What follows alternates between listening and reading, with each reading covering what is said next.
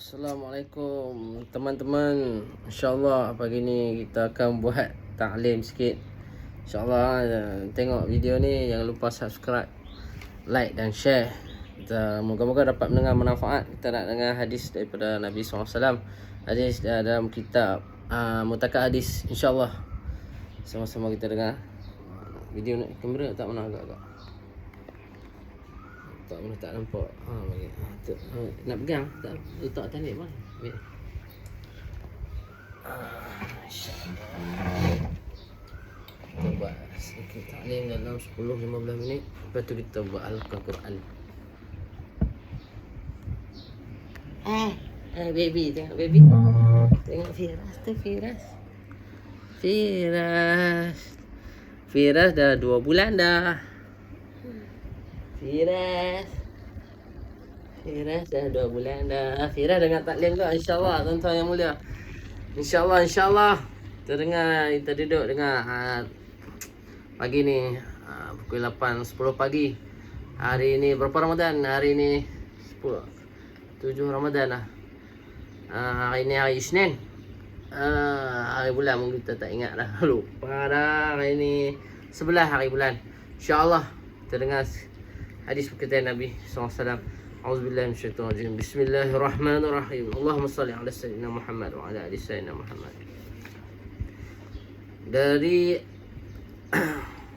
Dari Abdullah bin Amr bin Ash radhiyallahu an meriwayatkan bahawa satu ketika Rasulullah sallallahu alaihi wasallam bersabda kepadaku, "Wahai Abdullah, janganlah kamu jadi seperti si fulan yang mana selalu bangun malam kemudian meninggalkannya." Ulang hadis. Dari Abdullah bin Amr bin Ash radhiyallahu an meriwayatkan bahawa satu ketika Rasulullah sallallahu alaihi wasallam bersabda kepadaku, "Wahai Abdullah, janganlah kamu jadi seperti si fulan yang mana selalu bangun malam kemudian meninggalkannya." Hadis riwayat Bukhari. Keterangan hadis. Meninggalkan sesuatu amalan yang telah menjadi adat baginya tanpa satu uzur adalah satu perkara yang menduka citakan. Hadis ke-161. Dari Abu Talib Ibnu Arabi'ah radhiyallahu an meriwayatkan bahawa Rasulullah sallallahu alaihi wasallam bersabda, "Sembahyang malam dikerjakan 2 rakaat. Apabila kamu mengerjakan sembahyang ini, maka bacalah tasyahud di setiap 2 rakaat. Dan berdoalah seumpama seorang yang benar-benar berhajat. Zahirkanlah ketidakupayaan dan kelemahanmu. Barang siapa yang tidak berbuat demikian ini, sembahyangnya tidak sempurna." Ulang hadis. Dari Mutalib Ibni Rabi'ah radhiyallahu an meriwayatkan bahawa Rasulullah sallallahu alaihi wasallam bersabda, "Sembahyang malam dikerjakan 2 rakaat. Apabila kamu mengerjakan sembahyang ini, maka bacalah tasyahud di setiap 2 rakaat dan berdoalah seumpama seorang yang benar-benar berhajat. Zahirkanlah ketidakupayaan dan kelemahanmu. Barang siapa yang tidak berbuat demikian, sembahyangnya tidak sempurna." Hadis riwayat Musnad Ahmad. Keterangan daripada hadis. Doa boleh dilakukan selepas tasyahud dalam sembahyang dan juga selepas memberi salam. Hadis berkaitan ilmu dan zikir. Dari Uthman Ibnu Affan radhiyallahu an meriwayatkan bahawa Rasulullah sallallahu alaihi wasallam bersabda, "Yang terbaik di antara kamu adalah orang yang belajar Al-Quran dan mengajarkannya." Hadis riwayat Tirmizi. Ulang hadis. Dari Uthman Ibnu Affan radhiyallahu an meriwayatkan bahawa Rasulullah sallallahu alaihi wasallam bersabda, yang terbaik di antara kamu adalah orang yang belajar Al-Quran dan mengajarkannya. Hadis riwayat Tirmizi. Hadis ketiga. Dari Buraidah Aslami radhiyallahu an meriwayatkan bahawa Rasulullah sallallahu alaihi wasallam bersabda, "Barang siapa membaca Al-Quran, mempelajarinya dan mengamalkannya akan dipakaikan pada hari kiamat dengan sebuah mahkota yang diperbuat daripada nur. Cahayanya seperti cahaya matahari. Kedua ibu bapanya akan dipakaikan dengan 2 helai pakaian yang tidak ada tandingannya dalam dunia ini. Dia akan bertanya, kenapakah dia dipakaikan dengan pakaian yang seumpama ini? Akan dijawab, ini kerana kamu mengajar anak kamu membaca Al-Quran. Hadis riwayat Hakim.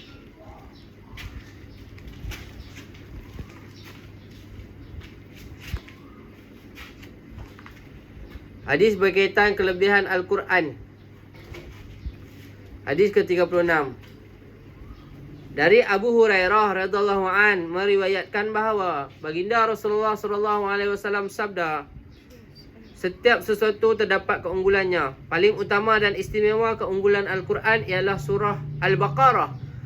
Dan di dalamnya terdapat satu ayat yang menjadi penghulu kepada semua ayat Al-Quran, iaitu ayatul kursi. Hadis riwayat Tirmizi. Ulang hadis. Dari Abu Hurairah radhiyallahu an meriwayatkan bahawa baginda Rasulullah sallallahu alaihi wasallam bersabda, setiap sesuatu terdapat keunggulannya, yakni paling utama dan istimewa keunggulan Al-Quran ialah surah Al-Baqarah, dan di dalamnya terdapat satu ayat yang menjadi penghulu kepada semua ayat Al-Quran, iaitu ayatul kursi. Hadis riwayat Tirmizi. Hadis berkaitan doa dan hadis ke-208. Dari Abu Hurairah radhiyallahu an meriwayatkan bahawa Rasulullah sallallahu alaihi wasallam bersabda, Allah Subhanahu wa taala akan turun ke langit bumi pada 2/3 daripada malam dan bertanya, siapakah orangnya yang berdoa kepadaku, nescaya aku akan perkenankan doanya, dan siapakah orangnya yang meminta sesuatu, akan ku beri permintaannya, dan siapakah orangnya yang memohon pengampunan, nescaya akan ku ampuni baginya. Hadis riwayat Bukhari. Ulang hadis.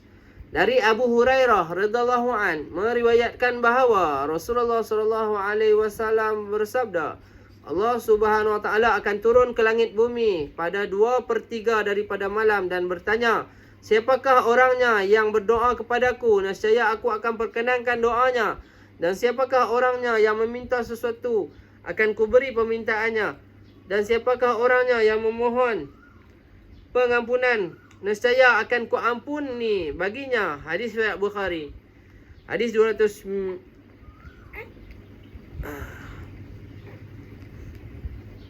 Hadis 210. Dari Rabi'ah bin Amir radhiyallahu an meriwayatkan bahawa aku mendengar Nabi sallallahu alaihi wasallam bersabda, pertegaskanlah doamu dengan ya zal jala wal ikram. Ya zal jalali wal ikram. Yakni ulangilah lafaz ini berkali-kali dalam doa. Ulang hadis. Dari Rabi'ah bin Amir radhiyallahu an meriwayatkan bahawa aku mendengar Nabi sallallahu alaihi wasallam bersabda, pertegaskanlah doamu dengan ya zal jalali wal ikram. Ya zal jalali wal ikram. Ya zal jalali wal ikram. Yakni ulangilah lafaz ini berkali-kali dalam berdoa. Hadis riwayat Hakim. Hadis berkaitan ikram muslimin, kedudukan seorang muslim. An Abi Hurairah radhiyallahu an Rasul radhiyallahu an rafa'atuhu ila Nabi sallallahu alaihi wasallam qala ya qulullah azza wa jalla man azhabtu habitahi fasara wahtasaba lam arsa lahu saba dunal jannatin. Dari Abu Hurairah radhiyallahu an meriwayatkan bahawa Nabi sallallahu alaihi wasallam sabda bahawa Allah Subhanahu wa taala berfirman, barang siapa yang telah kuambil dua anggota yang dicintainya, iaitu mata, kemudian dia bersabar dan dia mengharapkan ganjaran, tiada ganjaran baginya kecuali syurga.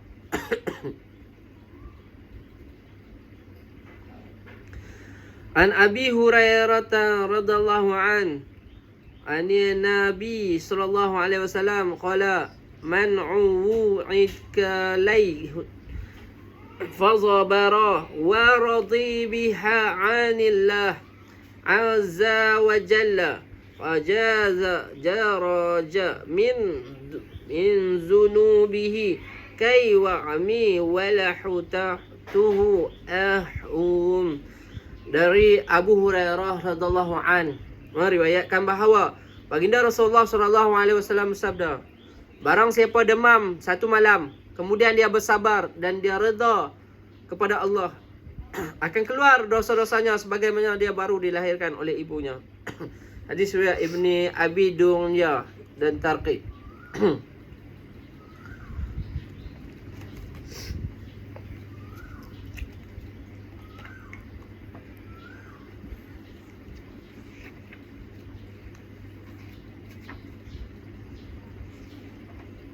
Hadis berkaitan dakwah dan tabligh, fadilat keluar di jalan Allah.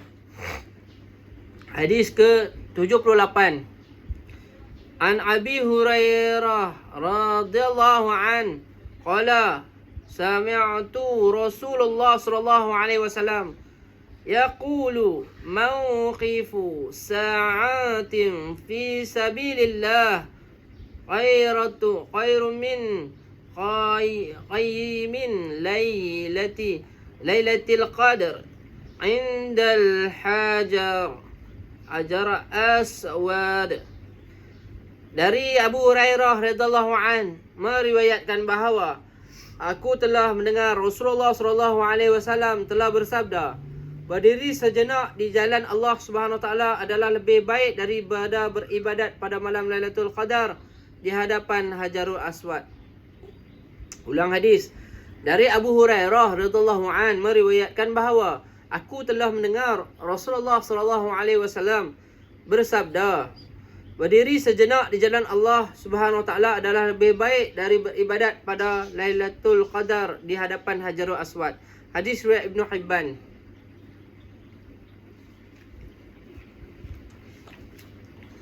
Hadis berkaitan menghindarkan diri dari perkara yang sia-sia. An Adiyah abni Hatimi radhiyallahu an qala Rasulullah sallallahu alaihi wasallam aymanum ri wa ashamuhu ma baina lahyaihi.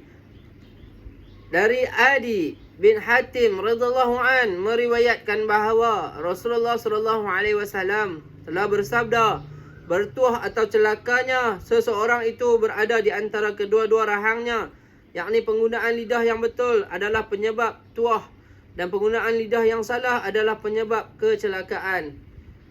Hadis riwayat Tabrani. Ulang hadis. Dari Adi bin Hatim radhiyallahu an meriwayatkan bahawa Rasulullah sallallahu alaihi wasallam telah bersabda, bertuah atau celakanya seseorang itu berada di antara kedua-dua rahangnya, yakni penggunaan lidah yang betul adalah penyebab tuah dan penggunaan lidah yang salah adalah penyebab kecelakaan. Hadis riwayat Tabrani. Hadis ke-16. Dari Hasan radhiyallahu anhu berkata bahawa telah sampai kepada kami satu hadis bahawa Rasulullah sallallahu alaihi wasallam telah bersabda, moga-moga Allah merahmati seorang hamba yang baik lalu memperoleh keuntungan di dunia dan di akhirat, atau berdiam diri dan terselamat dari salah silap lidah. Hadis riwayat Baihaqi. Ulang hadis. Dari Hasan radhiyallahu anhu berkata bahawa telah sampai kepada kami satu hadis bahawa Rasulullah sallallahu alaihi wasallam telah bersabda, moga-moga Allah merahmati seorang hamba yang baik lalu memperoleh keuntungan di dunia dan di akhirat, atau berdiam diri dan terselamat dari salah silap lidah. Hadis riwayat Baihaqi.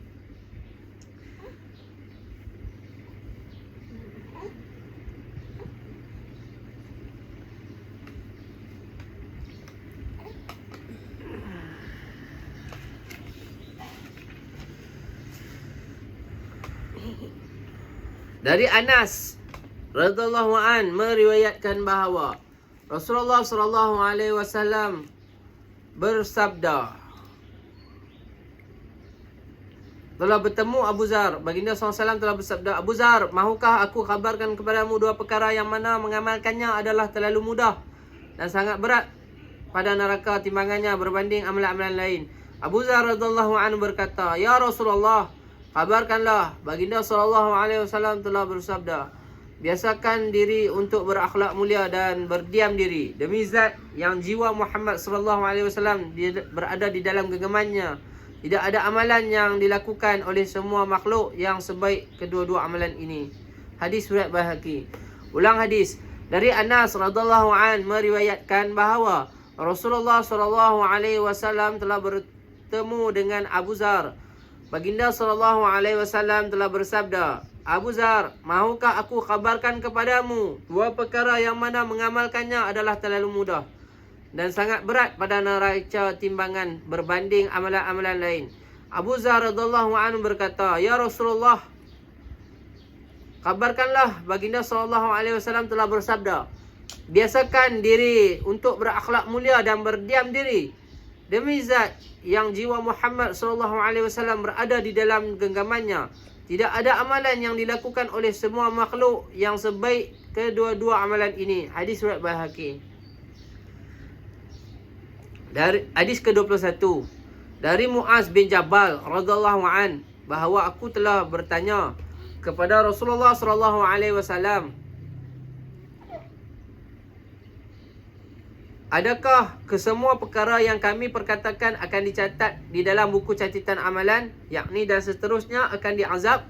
Rasulullah sallallahu alaihi wasallam bersabda, semoga ibumu meratapimu. Ketahuilah bahawa ucapan-ucapan buruk dari lidahlah yang menyebabkan manusia tersungkur di dalam neraka, di atas hidung masing-masing, dan selama mana kamu diam, kamu terselamat dari bencana lidah. Apabila kamu mula mengata sesuatu, maka akan tertulis bagimu pahala atau dosa. Keterangan hadis, moga-moga ibumu meratapimu di dalam bahasa Arab adalah ungkapan yang menunjukkan kasih sayang dan ia bukanlah doa atau keburukan. Hadis ke-22, dari Abdullah radhiyallahu anhu berkata bahawa aku mendengar Rasulullah sallallahu alaihi wasallam bersabda, kebanyakan kesalahan anak Adam adalah disebabkan lidahnya. Hadis riwayat Tabrani. Hadis ke-23, seorang hamba sahaya kepunyaan anak perempuan Abu Hakam radhiyallahu an telah berkata bahawa aku telah mendengar Rasulullah sallallahu alaihi wasallam bersabda, seorang yang terlalu hampir dari syurga sehinggakan di antaranya dan syurga hanya tinggal jarak satu hasta sahaja. Kemudian dia berkata satu perkara yang menyebabkan dia jauh dari syurga, sejauh jarak di antara Madinah dan San'an, sebuah bandar di Yaman. Hadis riwayat Musnad Ahmad.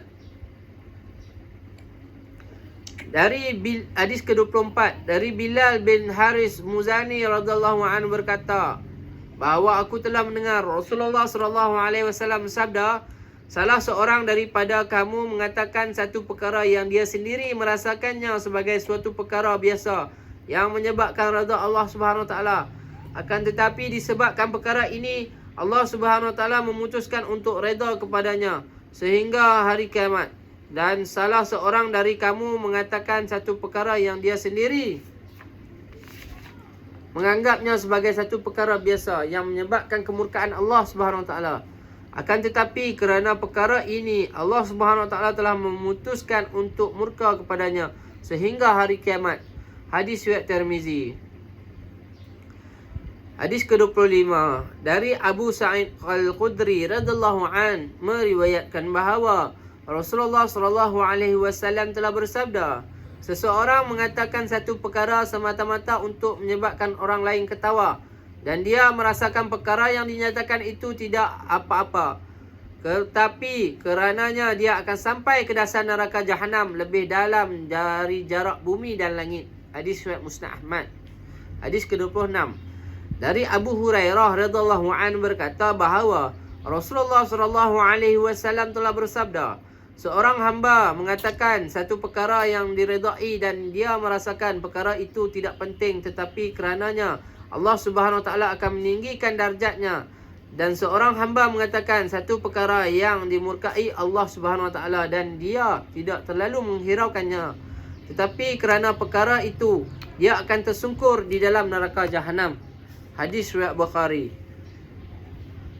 InsyaAllah apa yang kita dengar daripada hadis-hadis baginda sallallahu alaihi wasallam dapat kita amalkan dan kita sampaikan. Yang baik kita ikut, yang tidak baik kita tinggalkan. InsyaAllah apa yang baginda sallallahu alaihi wasallam pesan, apa kalam dari baginda sallallahu alaihi wasallam, apa yang kita dengar daripada hadis dapat kita amalkan. InsyaAllah kita azam dan kita sampaikanlah. InsyaAllah Nabi pesan sampaikanlah daripadaku walaupun satu ayat.